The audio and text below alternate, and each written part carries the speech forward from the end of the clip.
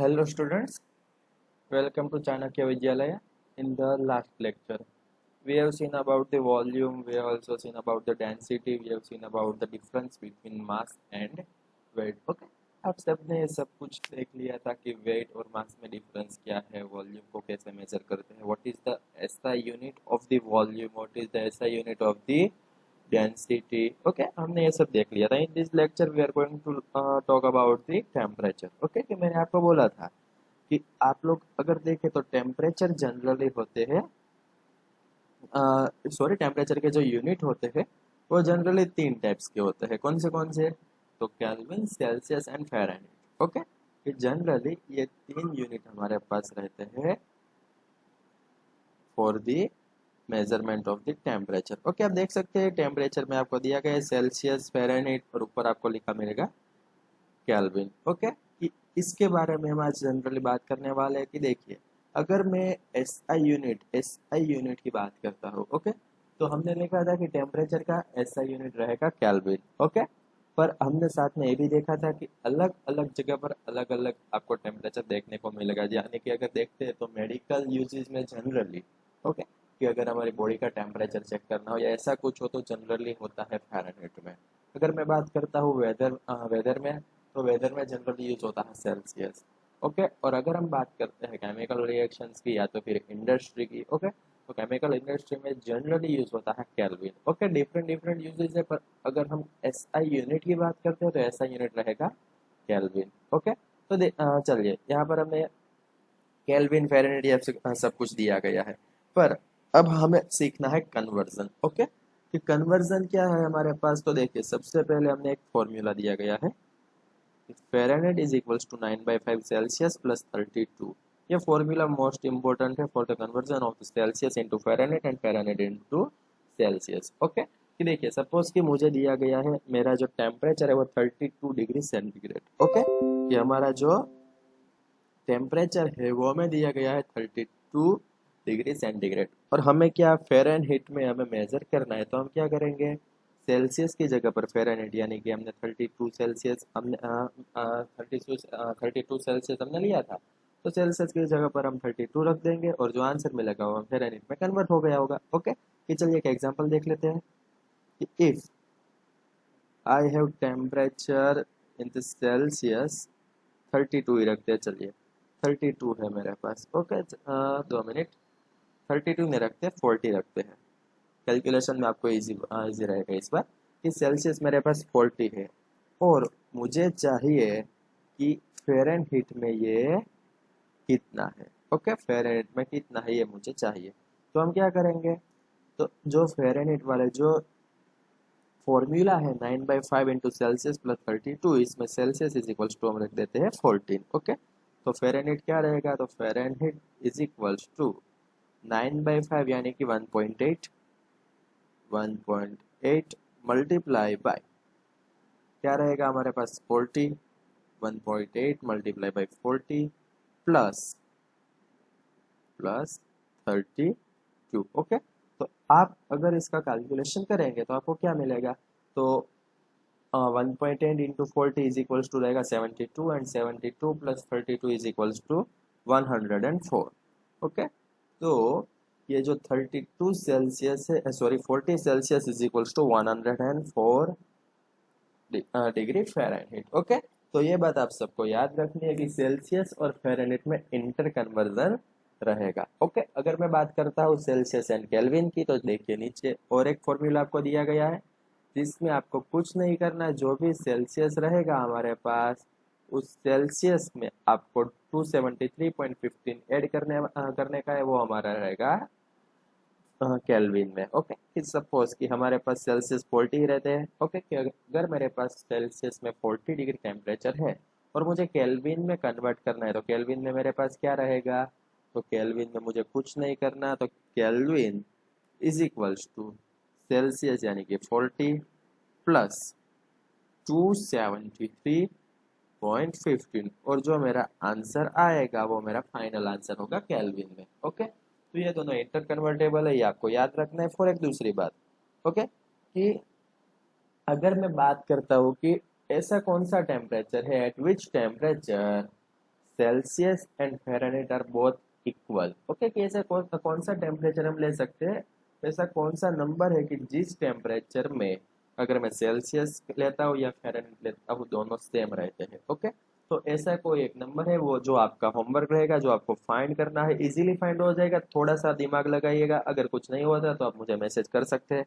Okay, तो आपको मैं सॉल्यूशन दे दूंगा, पर ये आज का आपका होमवर्क रहेगा। ओके, कि you have to find the temperature at which both Celsius and Fahrenheit are equal. Okay, बाकी कोई टेम्परेचर में ज़्यादा तीर मारने वाली बात नहीं है, बेसिक है कि अगर मैं टेम्परेचर की बात करता हूँ तो generally 3 units of the temperature, Celsius, Fahrenheit and Kelvin. If I'm talking about the Celsius and Fahrenheit, then the interconvertible formula of the Celsius and Fahrenheit is Fahrenheit is equal to 9 by 5 Celsius plus 32. If we are talking about Celsius and Kelvin, then Kelvin is equals to Celsius plus 273.15. But हाँ, एक बार और याद रखनी है आपको कि generally ये जो केल्विन और सेल्सियस का फॉर्मूला है उसमें 273.15 की जगह पर 273 ही लगते हैं, क्योंकि 0.15 में कोई खास डिफरेंस नहीं रहेगा। ओके, इसलिए जनरली अगर हम जो आगे यूज में लेंगे तो 273 ही लेने वाले, 0.15 शायद ही कभी अगर हम मैंडेटरी दिया गया हो कि आपको 273.15 ही रखना है, तभी हम उसमें 0.15 का एडिशन करेंगे, बाकी जनरली हम 273 ही रखने वाले हैं। ओके, फिर दूसरी बात कि आपको एक बात और याद रखनी है कि सेल्सियस में हम नेगेटिव टेम्परेचर में जाएंगे, पर कभी भी केल्विन में नेगेटिव टेम्परेचर में नहीं जाएंगे। ओके, क्यों, तो उसकी बात करते हैं। तो अगर देखिए मैं केल्विन में 0 केल्विन लेता हूँ, ओके, कि केल्विन में मैं क्या लेता हूँ, 0 केल्विन लेता हूँ, तो सेल्सियस में कितना आएगा, -273 आएगा। ओके, आप इस फॉर्मूला से देख सकते हैं कि kelvin is equal to 0 then Celsius will be -273.15। Okay, तो केल्विन में कितना, सेल्सियस इज इक्वल टू 0 लिया तो केल्विन इज इक्वल टू 273.15 आया। अगर मैंने केल्विन इज इक्वल टू 0 लिया तो माइनस में टेम्परेचर हो गया, इसीलिए केल्विन माइनस में कभी नहीं होगा, क्योंकि ये जो -273 सेल्सियस टेम्परेचर अचीव करना वो नियरली इम्पॉसिबल है। दैट्स वाई आप लोगों को याद रखना है कि केल्विन कभी भी नेगेटिव में नहीं आएगा, सेल्सियस नेगेटिव में आ सकता है, फ़ारेनहाइट भी पॉसिबल है कि नेगेटिव में आ सकता है, पर कभी भी केल्विन नेगेटिव में नहीं आएगा। Okay, clear. चलिए अब हम आगे बात करते हैं। तो ये बात हो गई थी हमारे पास अलग अलग यूनिट्स की।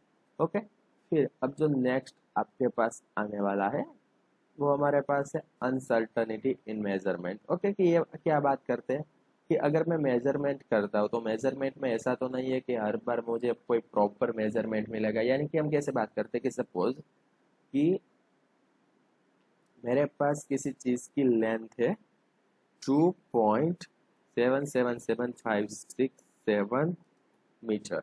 ओके, देखिए प्रॉपर इसकी कितनी इतनी मेरे पास लेंथ है। ओके, पर मैं इसको कोई ऐसी चीज से इसका मेजरमेंट करता हूँ कि जिसमें मैं कैसे मेजरमेंट कर सकता, जिसमें मैं मेजरमेंट कैसा कर सकता हूँ कि मेरे पास ऐसे दिया जाता है 2, उसके बाद आता है 2.1, उसके बाद आता है 2.2, उसके बाद 2.3, फिर आता है 2.4, फिर आएगा 2.5, 2.6, 2.7, 2.8। ओके, कि इस तरह से मुझे मिलता है कि यहाँ पर हम 2.0 लिख देते हैं, थोड़ा अच्छा दिखेगा, बाकी कुछ नहीं है। कि देखिए मेरे पास जो मेजरमेंट के लिए टेप है, ओके, हम मेजर टेप ही बोल देते हैं। चलिए कि मेरे पास जो मेजर टेप है उस मेजर टेप से इस तरह की मुझे मेजरमेंट होती है कि 2.0, 2.1, 2.2, 2.3, इससे आगे हम नहीं जा सकते। यानी कि 2.0 से आगे 2.1 से 1, 2 नहीं लिख सकते। ओके, पर यहाँ पर तो देखिए मेरा जो मैंने एक्चुअल मेजरमेंट लिया है वो कैसा आता है मेरे पास। मेरा एक्चुअल मेजरमेंट आप देख सकते हैं कि वो कितने 1, 2, 3, 4, 5, 6 नंबर तक है। पर यहाँ पर आप देख सकते हैं कि सभी में सिर्फ और सिर्फ एक ही नंबर है। आप यहाँ पर देख सकते हैं कि सभी में सिर्फ और सिर्फ एक ही नंबर है। तो देखिए उसमें अब हमारे पास क्या रहेगा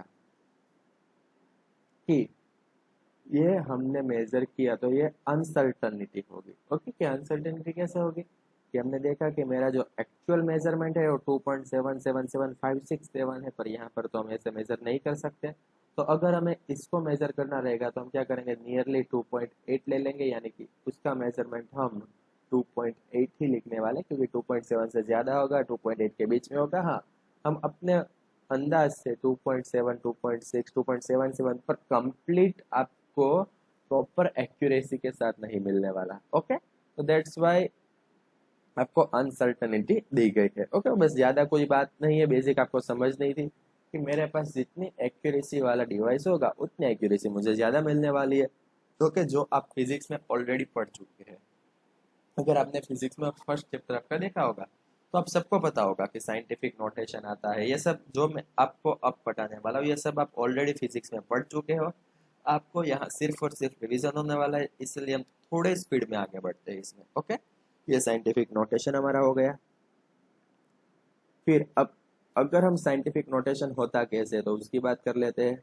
उसकी ज़रूरत क्यों पड़ती है तो देखिए यहाँ पर आपको इतना बड़ा नंबर दिया गया है 602, 200, 000000000, यानी कि बहुत ही लंबा खींचा हुआ है इसको। सॉरी, तो इतना लंबा, तो हर बार तो आपको इतना लंबा लिखने में दिक्कत आएगी।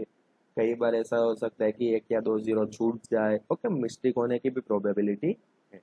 इन द सेम वे अगर मैं बात करता हूँ जीरो से छोटे नंबर की, तो यहाँ पर देखिए यहाँ पर भी हमारे पास सेम होता है कि आप देख सकते हैं कि जीरो के बाद भी यानी कि इन द स्मॉलेस्ट नंबर भी हमें इतने सारे जीरो लिखने हैं, तो पॉसिबल है कि कोई ना कोई तो मिस्टेक कर ही देगा।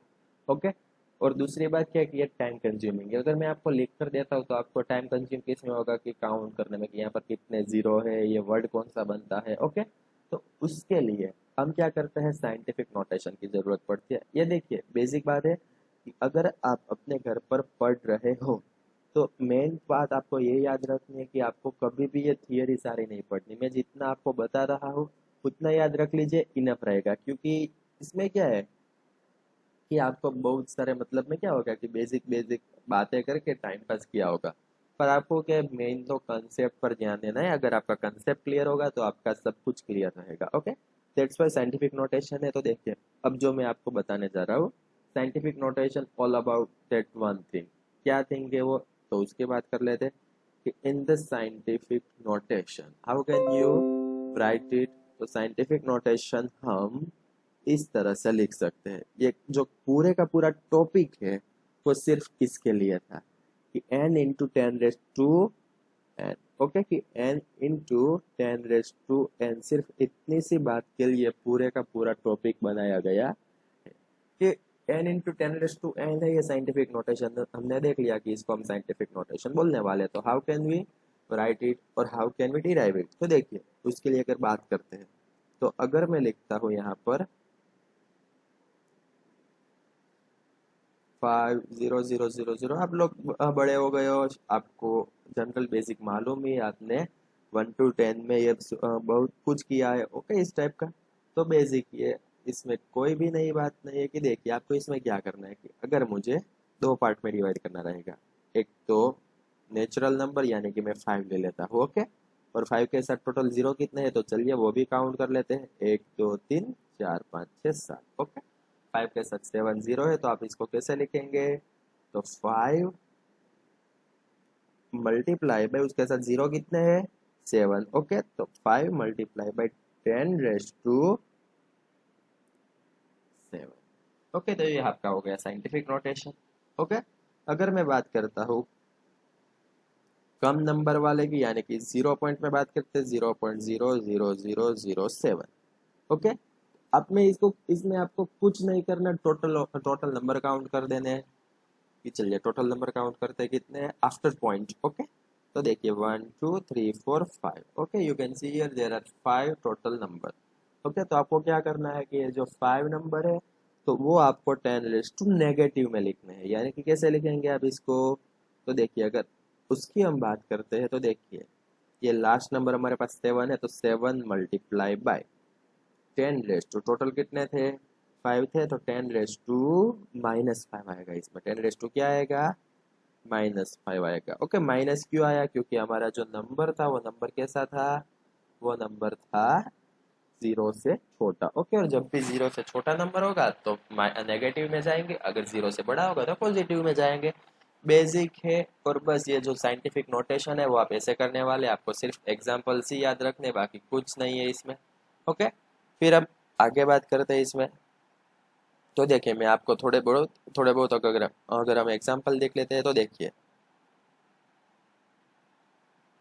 यहाँ पर आप लोग देख सकते हैं, यहाँ पर आपको लिखा गया है 232.508। ओके, तो आप इसको ऐसे भी लिख सकते हैं, देखिए 2.32 × 508। ओके, आप इसको कम समझ में आ ही गया होगा। क्यों आप इसको ऐसे लिख सकते हैं, क्योंकि हमने एज एन टू ही ले लिया, तो देखिए हमने 2 पॉइंट हम लेफ्ट साइड गए। ओके, और 2 पॉइंट की जो हमने डिस्प्लेसमेंट की है, that's why you can see here there is the 10⁻²। Okay, due to the replacement of the 2 character. Okay, अगर मैं 0 पॉइंट से लिखता कि 0.232.508 लिखता तो 10⁻³ आ जाता, क्योंकि हम 3 पॉइंट लेफ्ट में गए हैं। ओके, इन द सिमिलरली आप देखिए यहाँ पर देख सकते हैं 0.00016 है। ओके, तो अगर मैं 1.6 के नजरिए से दिखता हूँ, ओके, कि 1.6 है तो क्या आएगा, हम कितने पॉइंट राइट में गए हैं इसमें। ओके, कि अगर देखिए वो भी बात आप सबको याद रखनी है कि अगर मैं जाता हूँ लेफ्ट में, ओके, अगर मैं जाता हूँ कहाँ पर, लेफ्ट में, तो पॉजिटिव में जाएंगे, अगर मैं जाता हूँ राइट में तो नेगेटिव वे में जाएंगे। तो यहाँ पर देखिए हम पॉइंट से राइट साइड जाते हैं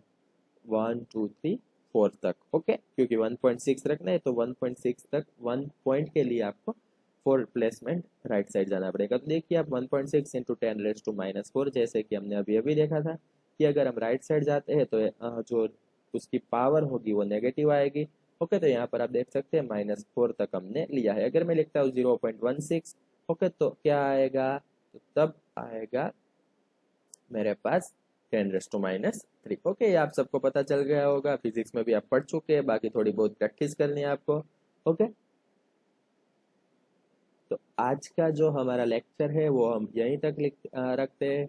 बाकी अब उसमें हमें क्या करना है, तो अब बारी है आपके, चलिए थोड़ा साथ में देख ही लेते हैं कि अब जो आपको करना है वो है homework.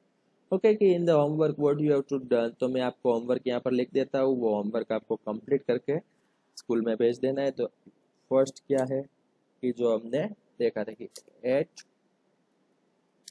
Which temperature Celsius and Fahrenheit are same. Okay, ये आपको फाइंड करना है। फिर बारी आती है right the scientific notation.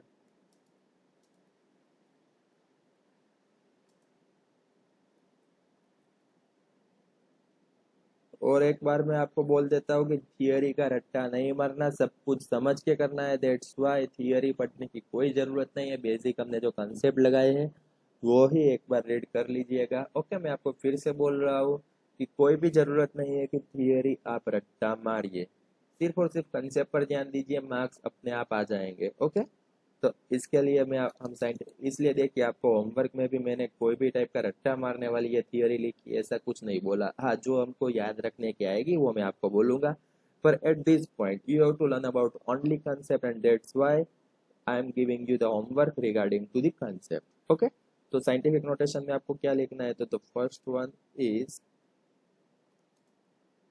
0.00045। Okay, फिर आपको क्या लिखना है,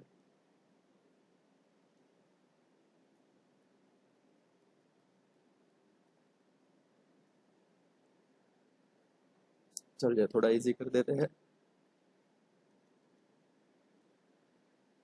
इसको। आपको साइंटिफिक नोटेशन में लिखना रहेगा, और in the last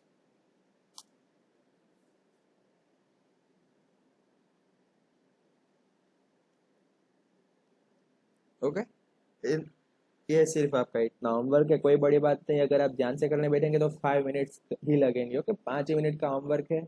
for all the best, complete तैयारी कीजिएगा, कंसेप्ट समझ कर चलिएगा, रटना नहीं मारना है। Okay, all the best, good bye.